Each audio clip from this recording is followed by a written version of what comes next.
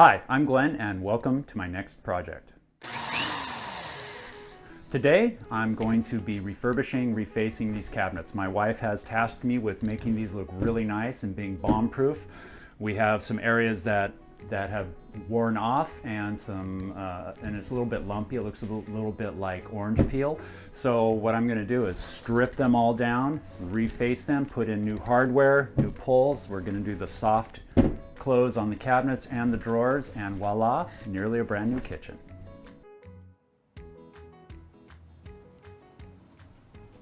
I strongly recommend you set yourself up with a dust collecting system like I have here. Now, I had a shop vac, and that's what you see on the bottom, but at the top, that's a 5-gallon bucket with this vortex lid capped on it. I bought it at Home Depot for I think 40 bucks. Didn't even know they made these things, but I was so thrilled when I found it because it really makes the filter of that shop vac last a lot longer. The way it works is the dirty air comes in through the hose on the right-hand side of that top orange piece, swirls around, the heavier debris, the dust and whatever, drops down to the bottom, and then the air comes out the middle top of that lid piece and goes into the vacuum cleaner, where the filter filters out anything else that made it by.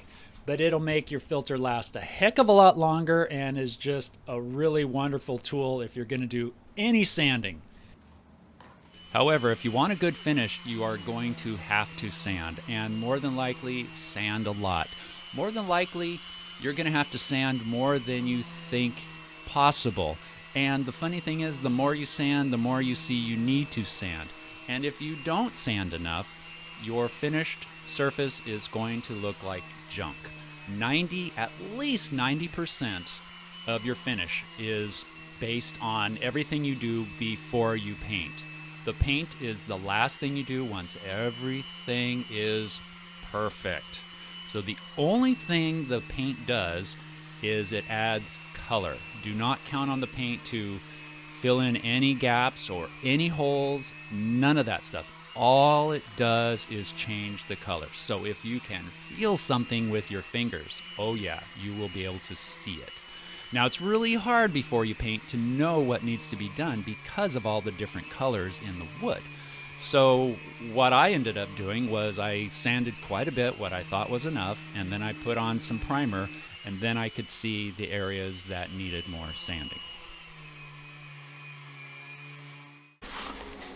All right, I have the cabinet fronts all prepped and ready to go. They have been sanded, they have been wiped down with alcohol. They've had some filler put in. There are these cracks where they put the cabinets together. They're not a big deal, but I wanted to fill them, so I got some wood putty in that. And also at the end, right here, there's just a bit of an overlap, so I wanted to fill that just so there's not that little lump. So we'll see, just tiny little things that don't really have to happen, but I wanted to, it would be nice. And so I think I'm gonna be happy I did it once it's all done. Now it's time for primer. I was originally gonna use just regular primer, but the viscosity is like milk, like non-fat milk at that. So I decided not to, because it's not color I need to cover so much as I want to fill in the wood grain. I don't want to be able to feel or especially see that wood grain. So I found this stuff,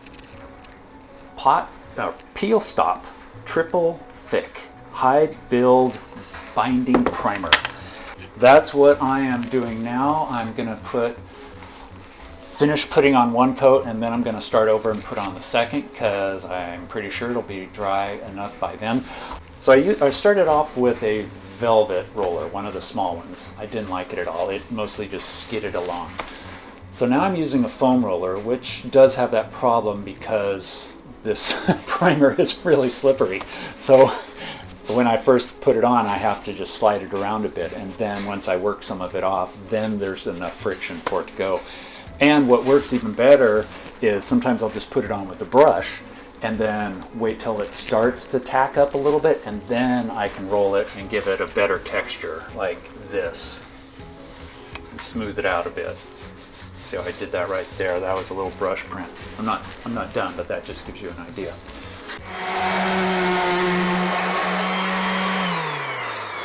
All right.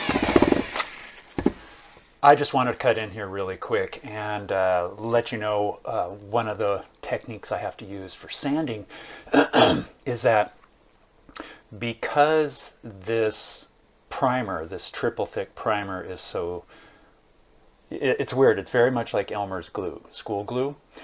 And because of that, it goes on what looks thin because it's semi-transparent, but then when I go to sand it off, it doesn't turn into dust really well. Maybe because it has a lot of glycerin in it. I'm not sure why it is, but it kind of pills up. This is what happens when you get too aggressive in a certain area. You see how it's a little bit discolored there. What that is the primer got gummed up. So I held it there too long, pressing too hard, and the dust, it doesn't really come off as dust. It's more of little granules, like a fine sand. And if I hold it in one place too long, those things build up and turn into this goo, which is kind of hard to remove. I have not tried a solvent. I guess I could probably wipe it off with a solvent. And honestly, I just now thought of it at this moment. What I was doing was switching down to the 120 grit and grinding on it. But then of course what that does is it sometimes makes more from the surrounding area. So I can remove this, but it takes a while. So all this is very time consuming. These are the moles that gather from sanding primer. So you see when something says it's not sandable, that's what is meant. Look at all those pads I've gone through. But don't worry, I have more. Many, many, many more, and I'll need them. All right, it's coming along nicely. It's a new day. I primed it last night with the Kills. That was the second coat of primer on it. And I laid it on thick with a brush in the areas that had the most wood grain showing. And then I went around it with a roller. I tried to spray it, but it's too thick for spraying.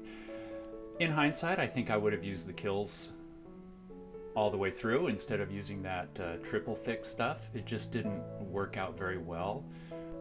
It might have a good purpose, but it certainly wasn't good for filling wood grain texture. So I do not recommend it. Anyways, I have 2 coats of the triple thick on here. Most of that was sanded away so I could get to the tops of the fibers, tops of the wood grain.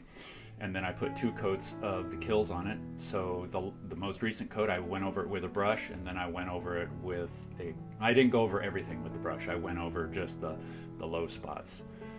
And then I used the roller. It sat overnight, and now I'm sanding it off, and it's looking pretty good. So this area is untouched, and you can see the sort of, it looks rumply, it looks like orange peel, and that's because this is a roller over it. This is smooth as glass. There's a little bit of texture under here because that's a low point, and there's a little bit of texture right there because that's a low point. But I'm not going to spend another week priming and sanding. There has to be a time when it's good enough.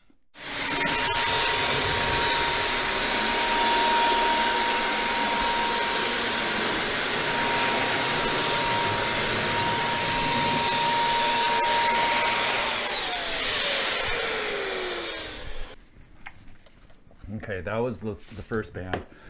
You want to go slow and steady and a consistent distance. So I'm trying to do about my hand's length from the surface. I want it to spray the top. One even consistent coat rather than that's when you get the pooling, too much in one area. So it's, one of the things that's really hard is when you lose your concentration on this, like if you have to step over a chair or a cord or something like that, and you linger in one place for 1 second instead of continuing to move. And I was afraid I did that right over here, but it looks out okay. Because this is really putting out very little paint. I put on 2 coats previously, and you can still see through in a few places because it's super thin, and if I went too quick, then it didn't cover it. And that's okay, because I would rather do more coats than have to deal with runs and sags. So now I'm going to do the strip along the bottom right there, and then I will work on the verticals. Oh, one more thing about these. Don't point it at your target when you start it, because that's when it splatters the most. So I always point it at, you know, the edge, the side, and then once it gets going, I pull it all the way, wait till the paint comes out on the masking, and then I move it across the surface I want to paint.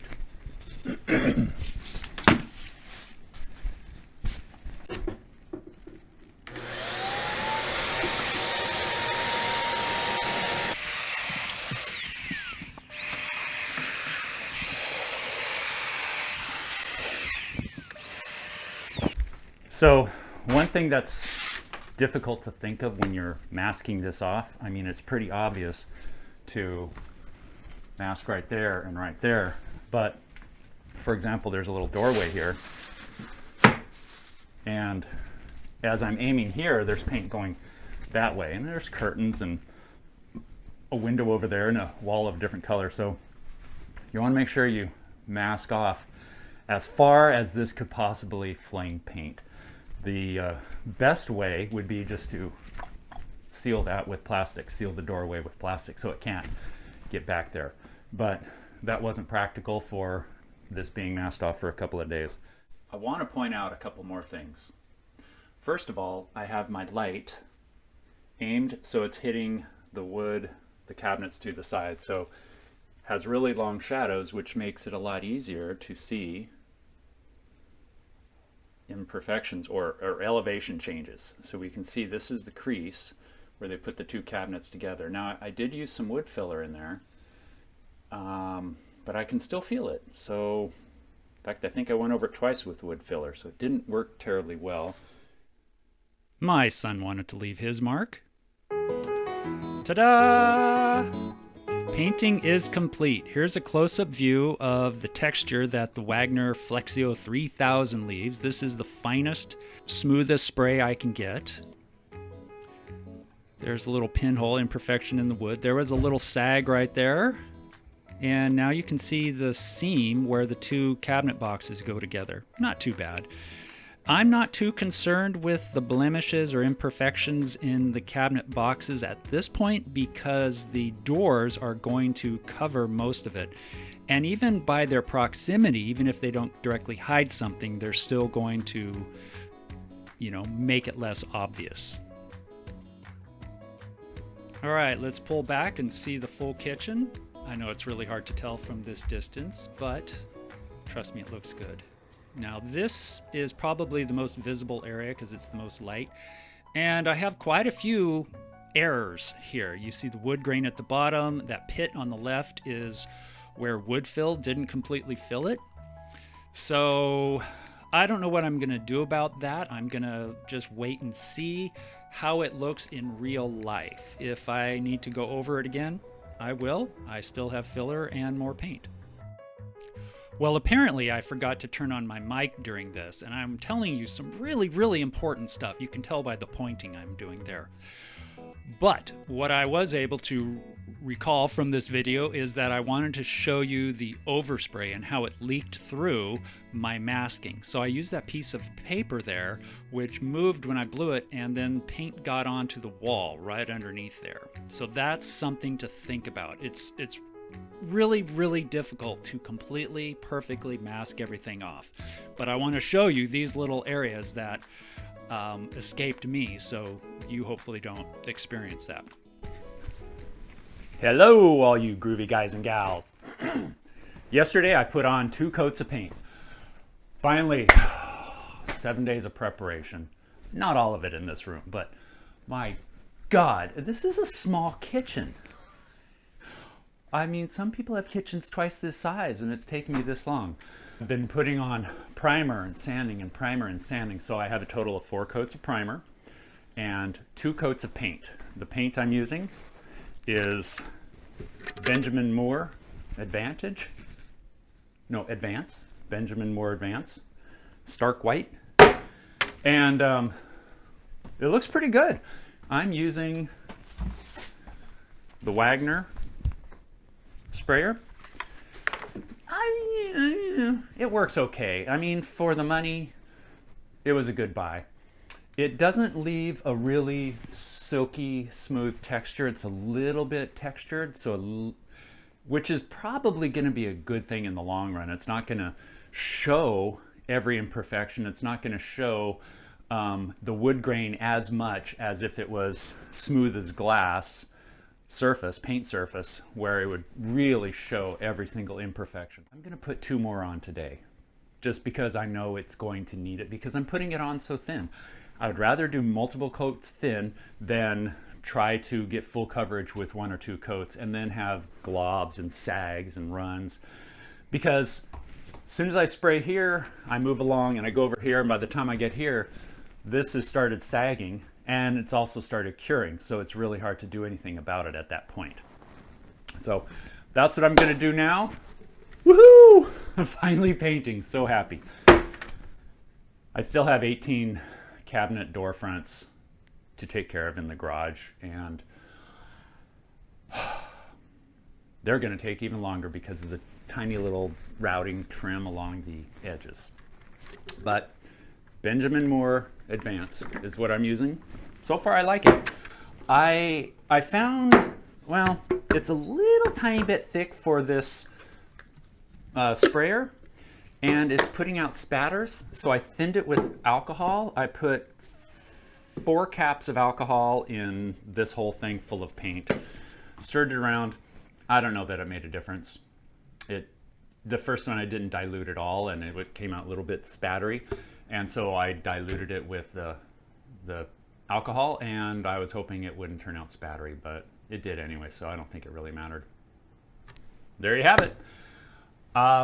It's essentially done, 2 more coats, then I get to rip off all the plastic and the family gets to stop cussing. I just want to cut in really quick to tell you something that I've been noticing just now. Is I used a combination of plastic and paper as my masking material.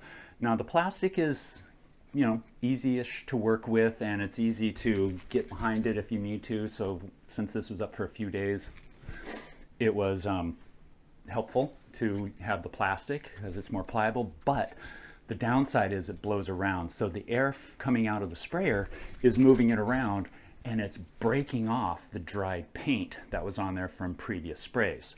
And those little flakes of paint are flying around, and some of it's getting on my new paint job. So here's a advertisement for paper. Were I to do this again, I do think I would use paper. Thinner than this stuff because this is too hard to work with, but I still think I would use paper. And once all the painting was done, I removed the masking and found the gaps in my masking. So good thing I have more paint.